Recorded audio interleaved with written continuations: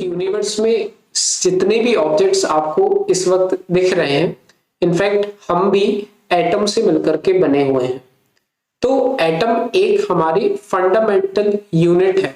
हमें आज जानना है कि एटम दिखता कैसे है, ठीक है, एटम के अंदर होता क्या है।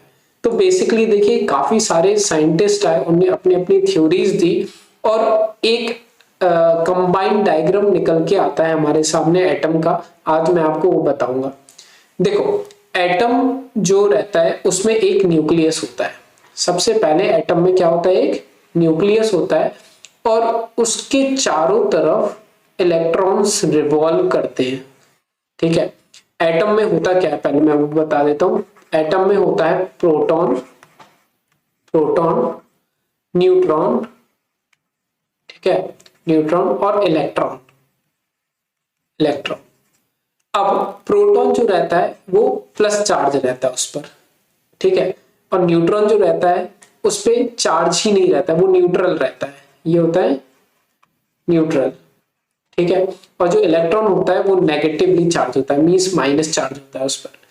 अब जो ये सेंटर में वैल्यू होती है, ये जो यहां पर होता है, यहां पर इसको बोलते हैं न्यूक्लियस, ठीक है, न्यूक्लियस।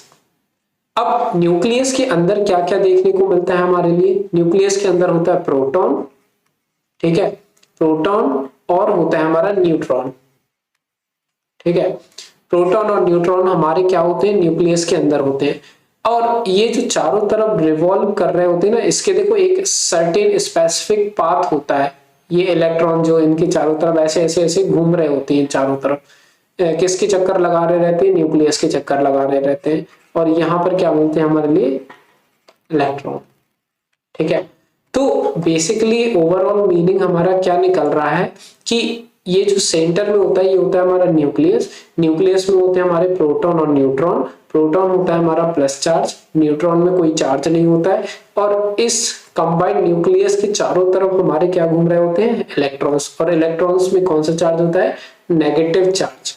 ये बेसिकली मॉडल हमारा रदरफोर्ड ने दिया था, या फिर नील्स बोर ने भी ऐसा एक मॉडल दिया था। नील्स बोर एटॉमिक मॉडल हम इसको बोल सकते हैं। बेसिकली आप जब हायर क्लासेस में जाओगे तो आपको देखने को मिलेगा। क्लियर। तो ये बेसिकली एक ओवरऑल स्ट्रक्चर है एटम का। और एटम कई तरह के होते हैं, जैसे कि हाइड्रोजन एटम होता है, ठीक है, helium, lithium, beryllium, boron, carbon, nitrogen, oxygen, fluorine, इस तरह के काफी सारे एटम्स होते हैं हमारे। तो ये रही हमारी एटम की कहानी। और भी डिटेल अगर आपको वीडियो चाहिए तो आप कमेंट सेक्शन में लिखिए। मॉलिक्यूल्स क्या होते हैं, एटम बनते कैसे हैं, रिएक्शंस कैसे होती हैं, ये सब हम जान सकते हैं। आप बस बताइए आपको किस टॉपिक में इंटरेस्टेड है और उस टॉपिक पे मैं आपको वीडियो बना करके प्रोवाइड करवाऊंगा। तो मिलते हैं बच्चों नेक्स्ट वीडियो में। बाय।